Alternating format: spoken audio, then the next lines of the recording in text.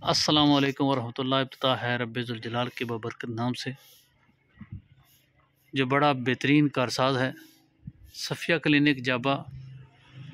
इंशाल्लाह इसी माह में इसका इफ्तिताह होगा।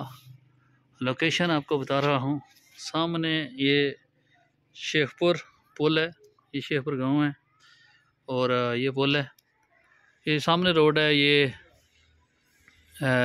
सांग कुन्नी गुड़ा भीब और पलानी की तरफ से आने वाले जो मरीज़ हैं वो इस तरफ से आ सकेंगे। कुन्नी सांग नंबरदारा जितने भी गांव हैं ये सामने थला है और दूसरी तरफ जो है ये गांव नाली है, मेन रोड है गांव नाली का। और ये चौक है नाली फागरी चौक। इधर से आपने राइट करेंगे तो सीधा आप अस्पताल की लोकेशन पे पहुंच जाएंगे।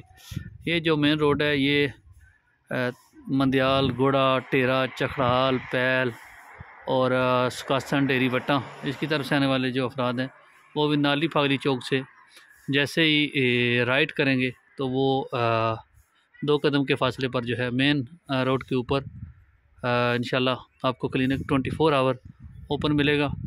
काम अभी जारी है, इंशाल्लाह इसी माह में इफ्तिताह होगा। Thank you.